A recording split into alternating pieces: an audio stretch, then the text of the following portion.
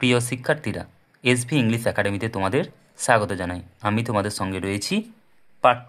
আগের ক্লাসে আমরা শিখেছি এ অ্যান্ড দি এর সঠিক ব্যবহার, কিন্তু আর্টিকেলের নিয়ম শেখা তখনই সম্পূর্ণ হবে যখন আমরা জানব কোথায় আর্টিকেল বসবে না।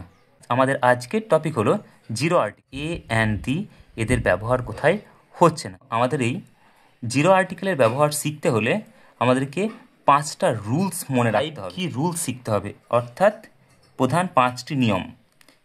প্রধান জায়গাতে সাধারণত আর্টিকেল ব্যবহার করা হয় না। আমাদের প্রথম নিয়ম হলো প্রপার নাউন্স, অর্থাৎ ব্যক্তি, স্থান ও সংস্থা। নির্দিষ্ট ব্যক্তি, শহর, দেশ বা মহাদেশের নামের আগে সাধারণত দি বসে না। যেমন আমরা এক্সাম্পল দেখে নিই। দেখো, আমরা এখানে কয়েকটা এক্সাম্পল লিখেছি। The Partha Das, the India, the Asia. এই প্রপার নাউনের আগে কখনোই কিন্তু দি বসে না। আমরা যদি সেন্টেন্স লিখি না, তাহলে মনে রাখবে কীরকম হবে। ধরুন একটা ইন্ডিয়াতে একটা সেন্টেন্স বলছি, India is a populous country. তাহলে India is a populous country, এখানে কিন্তু the India is a populous country বলবো না, এটা মাথায়। India is a populous country. আচ্ছা, আমরা যদি কোনো শহর নিয়ে বলি, মনে করো কলকাতা, তাহলে মনে রাখবে Kolkata is a busy city. যদি আমরা এক্সাম্পল স্বরূপ বলি কলকাতা শহরকে, যে Kolkata is a busy city, তাহলে কিন্তু তার আগে দি বসবে না। কিন্তু দেখো, এখানে কিন্তু কিছু ব্যতিক্রম রয়েছে, সেই ব্যতিক্রমগুলো শিখে নিই একটু। দেখো, কিছু ব্যতিক্রম রয়েছে। যদি কোনো দেশের নামের মধ্যে রিপাবলিক, কিংডম, স্টেটস এই শব্দগুলো থাকে, তখন কিন্তু সেই সব দেশের আগে দি বসে। এটা কিন্তু মাথায় রাখতে হবে, হ্যাঁ, যে কোনো দেশের নামের মধ্যে যদি রিপাবলিক, কিংডম, স্টেটস এই শব্দগুলো ব্যবহার করা হয়, তখন কিন্তু সেই সব দেশের আগে আবার দি ব্যবহার করা হয়। যেমন দেখো, একটা বলি the United state, the United kingdom. আমরা কি শিখলাম, যে প্রপার নাউন, যে ব্যক্তি, স্থান বা সংস্থা, এইসবের আগে কিন্তু দি বসে না। এগুলোর আগে দি বসে না, অর্থাৎ এইগুলোর আগে দি হবে না। ঠিক আছে, এগুলো কিন্তু দিগুলো হবে না। ঠিক আছে, কিন্তু দেশের মধ্যে যদি ইউনাইটেড, কিংডম, স্টেট এই সবগুলো যুক্ত থাকে, তখন কিন্তু সেই সব দেশের নামের আগে দি ব্যবহার হবে, অর্থাৎ এই দিগুলো ব্যবহার হবে। 2 নম্বর রুলসে এসেছে আনকাউন্টেবল নাউন্স। মনে রাখবে, যেসব নাউন গণনা করা যায় না, সেগুলিকে যখন সাধারণ অর্থে ব্যবহার করা হয়, তখন তার আগে আর্টিকেল কিন্তু বসে না। ঠিক আছে, কি বললাম, মনে রাখবে, যেসব নাউন গণনা করা যায় না, যেমন তোমার তরল, বস্তুগত নাম, হ্যাঁ, সেগুলিকে যখন সাধারণ অর্থে ব্যবহার করা হয়, তখন কিন্তু সেগুলিতে আর্টিকেল বসে না। চলো আমরা কয়েকটা এক্সাম্পল দেখে নিই। যেমন দি গোল্ড, দি ওয়াটার। দেখো, মনে রাখবে এইসব ক্ষেত্রে কিন্তু দি কিন্তু হয় না। ঠিক আছে, ঠিক আগের যেরকম আমরা ব্যতিক্রম দেখলাম, এখানেও কিন্তু ব্যতিক্রম রয়েছে। The water of the Ganga is holy. দেখো, আমরা আগেরটাতেই বললাম যে ওয়াটার গোনা যায় না জলকে, এটা তোমার তরল, হ্যাঁ, তাহলে এটা গোনা যায় না, এটা আগেও দি হয় না। কিন্তু দেখো, ঠিক তারপরে আমরা আবার ব্যতিক্রমে দেখছি যে ওয়াটার আগে দি রয়েছে। এটা মনে রাখবে, এটা কিন্তু নির্দিষ্ট করে বোঝানো হয়েছে। ঠিক আছে, যে গঙ্গার জলটি, the water of the Ganga is holy, মানে গঙ্গার জলটি হলো পবিত্র। শুধু জল নয়, গঙ্গার জল নির্দিষ্ট করে বলা হয়েছে, তাই কিন্তু এখানে দি ব্যবহার করা হয়েছে। ঠিক আছে, তার মানে তোমাদেরকে কিন্তু পাশাপাশি ব্যতিক্রমটাও জেনে নিতে হবে, নাহলে কিন্তু ভুল হতে পারে। ঠিক আছে, চলো আমরা নেক্সট রুলস। 3 নম্বর রুলস হলো প্লুরাল কাউন্টেবল নাউন। তাহলে আমরা জানলাম আগেরটাতে কি জানলাম, যে আনকাউন্টেবল নাউনের আগে বসে না। এটা আমরা জানবো প্লুরাল কাউন্টেবল নাউন। যখন প্লুরাল নাউন্সকে সাধারণভাবে বা সমস্ত শ্রেণীকে বোঝাতে ব্যবহার করা হয়, তখন দি বসে না। চলো আমরা এক্সাম্পল দেখে নিই।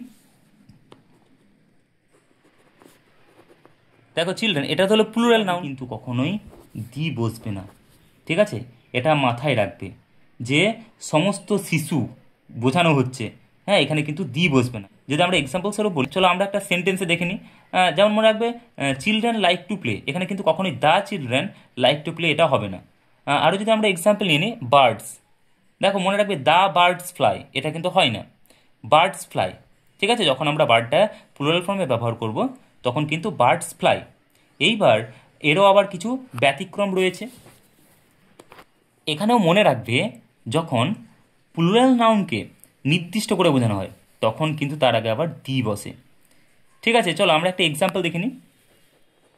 আমরা একটা এক্সাম্পল কি লিখেছি, the children of this class are very নটি, অর্থাৎ এখানে শুধু শিশুরা নয়, এই ক্লাসের শিশুরা, ঠিক আছে, অর্থাৎ শুধু শিশু নয় কিন্তু এখানে এই ক্লাসের শিশুরা, এখানে যেহেতু এই ক্লাসের শিশু বলা হয়েছে অর্থাৎ একটা নির্দিষ্ট ক্লাসের শিশুদেরকে বোঝানো হয়েছে, তাই এখানে এই ক্ষেত্রে আবার চিলড্রেন আগে দি বসবে।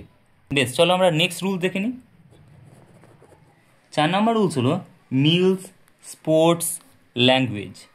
আমাদের দৈনন্দিন জীবনের খাবার, খেলাধুলা, ভাষা, এদের আগেও কিন্তু আর্টিকেল বসে না, ঠিক আছে। যেমন চলো আমরা এক্সাম্পল দেখে নিই। এখানে আমরা কিছু the breakfast, the dinner, the cricket, the football, the Bengali, the Hindi. এখানে মনে রাখবে এই কোনো ক্ষেত্রেই কিন্তু এই দিগুলো হবে না, এখানে কিন্তু এই দিগুলো ব্যবহার হবে না। এরও কিছু ব্যতিক্রম রয়েছে, চলো দেখে নিই। আমরা তো এখনই শিখলাম যে মিলসের আগে দি বসে না, কিন্তু মাথায় রাখতে হবে যদি কোনো মিলের আগে অ্যাডজেক্টিভ থাকে তখন কিন্তু আবার তোমার আর্টিকেল ব্যবহার করা হয়। যেমন আমরা একটা এক্সাম্পল যদি নিয়ে নিই, দেখো আমরা এখানে লিখেছি we had a delicious dinner yesterday.